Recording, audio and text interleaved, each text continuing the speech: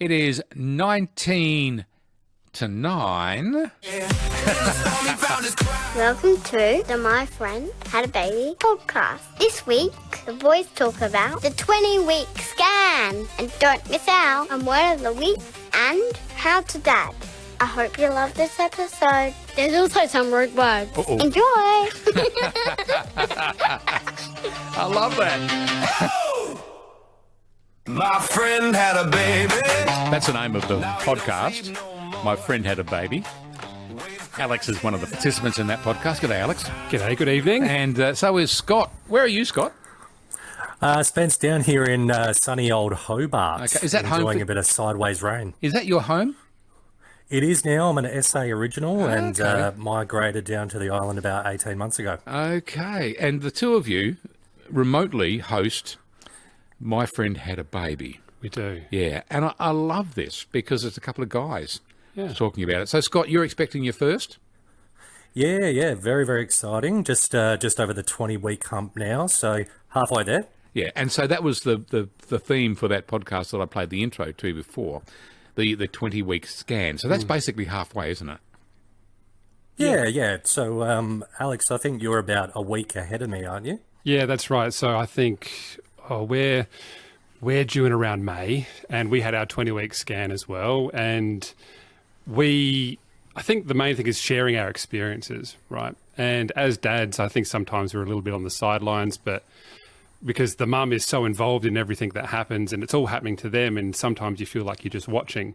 But I think if you can involve yourself somehow and get stuck into it and be involved and enjoy it and be part of it, I think that brings an extra bit of value to having that kid. Yeah. So this is a conversation dads wouldn't have had 30, 40 years ago. Yeah, it was funny when I called Scott and to let him know. I was like, hey, mate, guess what? We're having our third baby. How exciting. Remember that podcast that we talked about, 5-6 years ago? Maybe we should give that a crack. And Scott sort of paused for a second. Well, funny you should mention that because we're expecting our first as well. So we've got sort of this race to the finish line almost in a way, is just purely out of coincidence. Yes. That we're both having a baby at a very similar time. Yeah. And I would like to point out as well, when I originally pitched the podcast, it was going to be called My Best Friend Had a Baby. And that was vetoed by my co-host there. So, shot down in flames, starting on a high note. Okay, well, you did move. Try to keep the audience broad, got to keep it wide. Scott, you haven't experienced this yet, and Alex, you can comment on this. But that moment when your first baby is born is a moment you never, ever forget. I don't know about you, and I'd love to hear what your reaction was, but when my first son was born, I was just swept with this. I cried my eyes out, by the way. I can't watch a baby being born without bawling my eyes out, even on television. I'm crying now. But I was overwhelmed with this feeling of responsibility. Suddenly there is this tiny human that you are now responsible for. Yeah, it's like you feel like you should have a license. Yeah. Like they just let you out the hospital. They're like, yep, off you go. Off you That's go. yours now. Like, is there a manual or something? And no, there isn't. Were you allowed to be there in the delivery room? Oh, yes. And did you play a role in... I declared him open. I cut the cord. Very good. Yeah. Oh, wow. See, with me, with my first, my daughter, who's now 5, the conversation with the obstetrician at the time was, and I don't know how hands-on many other people are, but she said there and then, oh, do you want to help deliver the baby? And I sort of looked at my wife and said, are you comfortable with that? Just realizing, hang on, we might not have had this conversation already. Yeah. Am I going to help catch the baby as they come out? And we didn't know the sex of the child either. We don't know for any of our children. And she said, okay, here we go. Here it comes. This is the last push now. And sure enough, out she came, and the obstetrician looked at me and says, have you seen what you're having? And I was like, a girl? You're like, yep, well done, Alex, you got that right. And it was just time sort of just stops. It does. It does. You're about to experience this, Scott. Yeah, it's pretty exciting and also absolutely terrifying. Yes. On so many levels. I'm really lucky to be surrounded by people like Alex who have been on the journey before. I've heard the stories about how amazing it is, holding your baby for the first time and sort of all these milestones along the way, but experiencing it yourself, it's just a whole other thing. Yeah. Might take a quick call if I can. Raylene's on the phone from Victor Harbour. Hello, Raylene. Hello, Spence. How are you? I'm going. Isn't it lovely to hear a couple of blokes talking about the anticipation of being a father? Yes. It's an amazing thing that people don't really want to miss. Yeah. There's just something about it. Yeah. And even having a baby, and you don't really want that baby to grow up. Yeah. Because while they're young, you know where they are and what they're doing sometimes. Yeah. Now, what prompted your call, Raylene? When you were talking about dads either not wanting to help change nappies or dads, some of them do. Well, with our third son, he's 46 now, and after having two before, well, Alan had practice, you see, and he thought, I'll be right changing him. And anyway, we got a waterbed, and Alan stuck the pin in the waterbed. Through the waterbed. And we had a leak. Not as bad as the kid, I suppose. It all went okay until he stuck the pin in. Yeah. And he goes, oops. Hey, you know the other thing that this, because I don't think, does anybody use cloth nappies nowadays? Oh, it's still an option, but Velcro's the way these days. Yeah, because that was part of the process. When you change the nappy, you also had to prepare the contents of the nappy. Yeah. So you'd always have a bucket on the go with a soaking medium in it, and so you'd rinse off, you know what, and then the nappy would go in for a soak. Yeah. Yeah. Yeah. You can almost guarantee that a bloke was the one who said that that's no longer best practice. We're vetoing the cloth nappies. This is a hot mess. Yeah. Changing nappies, I've seen some things. It's a quick cure to a hangover sometimes. Oh yeah. When it's 7 o'clock in the morning and you have to deal with that, it can be gnarly. Sometimes you want to rock paper scissors with your partner. Yeah. All right, who wants to deal with it? Yeah, one that's right up the back. Oh, yeah, and especially if you're not at home as well, that's when it that's dicey, and that's kind of the stuff that Scott and I are really enjoying talking about, is sharing those journeys with one another. Me preparing Scott, I guess, in a way, Scott questioning me about my parenting techniques, and also having guests on that can talk about their experiences as well, which is really exciting. But yeah, this is a lot of people said, just adding a third is just like you got two already, what's adding three? And I'm like, oh, great. Yeah, no worries. That's fine. And then slowly as the weeks have progressed, more people have come out of the woodwork and gone, have you realized what you're doing? Like that you're adding a third and that's just going to cause absolute chaos. And my anxiety has just climbed and climbed and climbed the closer that we get to that expected date. Everything is. Look, I have a very good friend and colleague here has a third, and she said it almost quadruples the work. Oh no, I'm sorry. That's not good. I work with a fella who is expecting his fifth now. Wow. And somehow you look at him and his partner, and they're just cool as cucumbers. And I'm over here having an absolute panic attack because everything in my house is sharp and has got steep drop-off. So I'm going, how do you keep one baby alive, let alone five? Yeah, yeah. So in some ways, Scott, the podcast you do with Alex, is it more terrifying than enjoyable? To be honest, I'm very much using this podcast as a free source of therapy. And unfortunately, some of the guests that we've had on so far, They've definitely stoked those flames of anxiety, particularly about where the poop ends up and where you're going to be when the baby throws up on your face. And it's partially reassuring knowing that, okay, when these things inevitably happen, I'm not alone. But then it's also terrifying to know, look, it's an inevitability. it's going to happen. So yeah, a bit of a foot in both camps. Via text, sorry me again, for the first time dads, please remember the first time mums don't know everything. And I think that's a very important thing, because I mean, what is lovely is that dads are prepared to share the load, which previously wasn't the case. But there's no instruction manual for mums either. No, that's right. And I think we're very aware of that, and listening, in the conversations that Scott and I have, we are just in awe. Yes. At what our partners are capable of doing and what they have done and what they're stewing with at the moment. I think about my own wife and her sitting with a thing keeping her hot at all times, and she tries to sleep and she can't find a good position to lie in, and I'm quite happily just sitting in my corner snoring away. Yeah. And, we wake up in the morning, the kids wake us up, and I've had a beautiful night's sleep, and my wife just looks at me and goes, "How dare you? Yeah. How dare you sleep?" Yeah. Yeah.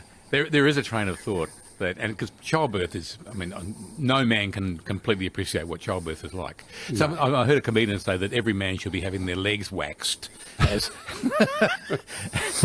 as their wife is giving birth, as their partner is giving birth. But it's something about the human brain that, from what I'm led to believe, that women forget the pain. Yeah. Which makes having another one okay.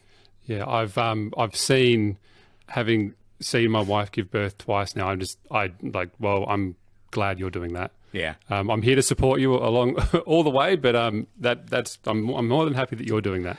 Now, Scott, what about the logistics Awesome. at home? Have you got everything ready at home? In other words, you've painted the nursery, you've done everything you need to do, or are you still doing that? Oh, we've lost Scott there for a minute. Oh, hang on, I'm back. There you are. Okay, there we are. Sorry about that, Spence. That's okay. Did you hear the question? No. Come at me again. What I said was, how are you going with the logistics at home, with the preparations, with preparing a nursery and things like that? Well, you'll absolutely love this, because not only are we preparing the nursery, we've decided that in the next 20 weeks we are going to landscape the entire property and replace the kitchen, because we thought that's a sensible thing to do before your first child. The nursery has historically been what we call the box room, which was where all the junk went when we moved to Tasmania. Yes. So there's been a sort of very cleansing process of realising, well, we really shouldn't have brought all this stuff in the first place. So as we're emptying all of these old redundant items out of our life and making room for the baby, it's been really, really therapeutic. Yeah, and because you've got a deadline, then there's no excuses. No, you can't drag your feet at all. No. And historically, my wife and I, we tend to be people that get moving at about 5 p.m. on the weekend. And since we've got this looming deadline, we've gone, right, okay, up and at 'em. We've got to go here. We've got to go to Bunnings. We've got to get this ready. So, yeah, it's sort of kickstarting the parenting journey, I think. Boy, your life is about to change big time. So you moved to Tassie. Have you got family there?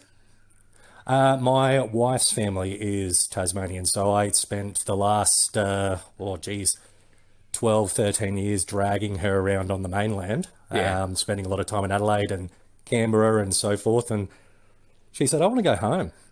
And I said, yeah, I love Tassie. Let's do it. Yeah. Oh, it's beautiful. But and you might want to comment on this as well, Alex, but it's actually one of the really important things. I mean, stupidly, with our two children, we lived in parts of Australia where we had no family. So we were in Townsville when our first was born. We were in the southeast of South Australia when our second was born. We had no immediate family near us. So it was just my wife and I that looked after the kids. And in some ways, I guess that did keep us very focused. But my children now are very lucky to have family around us, and someone like me, because I will do absolutely, in being a grandfather, I've got to tell you, is next level. I mean, I know how much you love your kids, and you don't stop loving your kids, but a granddaughter or a grandson, the love is just so much stronger. But when your children have children, it is incredible. So the point I'm making there is to have family around you to help with the process as well is actually really important.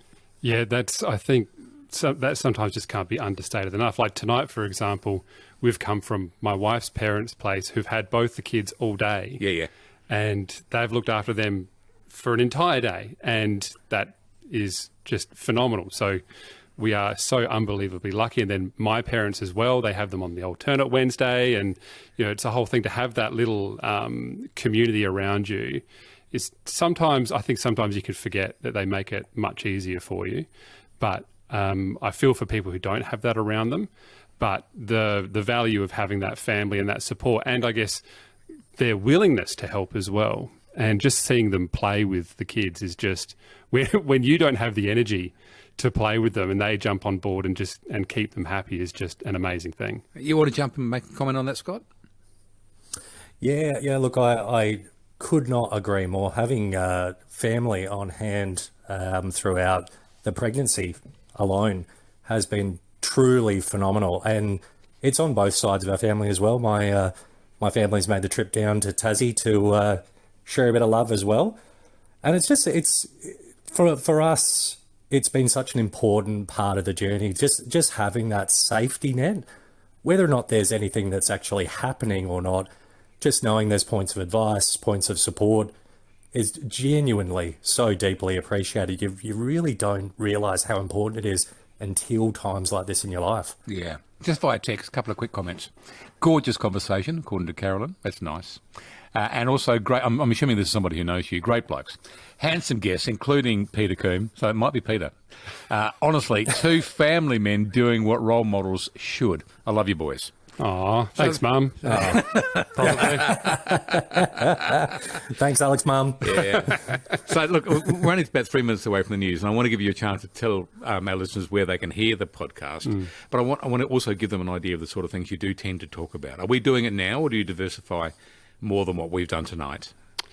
We talk about all sorts of different things. It's not just about changing nappies and stuff like that. It's like how you feel as a dad, the anxieties that you have as a man in these relationships. And we try and have fun with it as well. It's not all serious. It's honest conversations, like Scott waking up his wife at 3 o'clock in the morning when he hurt himself. And yeah, there's all sorts of things that we talk about. And I'm sure Scott can elaborate as well. Yeah. Did you have a hurting knee, Scott? I'll quickly rush you through the story, but it was about 2:30 a.m. on Christmas morning, and I was crab walking along the outside of an Airbnb in the dark, trying to find the handle of the door, and I crab walked right off the balcony. Nice. And I know you mentioned before about a giant bloke, 6'3". That's about my size. And my wife described it as a sound of a wombat dying in the dark. But in terms of what we talk about in the podcast, a lot of what we talk about is really driven by the guests that we have on as well. So we've had an episode that strongly focuses on being a FIFO dad. We've had Peter Coombe on talking about children's entertainment, and one of our more recent episodes, which is honestly a pretty full-on and an emotionally charged one. We had a young dad on who has recently survived a brain surgery. So talking about those things and what it means as a father has been really, really eye-opening and genuinely interesting, just as a co-host, let alone a listener. So yeah, some pretty diverse stuff in there. Yeah. Oh, that's good. So I haven't even asked you what you do for a living. What do you do, Alex? I'm in marketing. Okay, and you, Scott? I'm in mental health. Okay, because the other topic, and this is a common topic in my family, is just the cost of living. Kids are expensive. Trying to buy a house, first home, things like that. Yeah. It's a tough thing to think about, as well as bringing up children.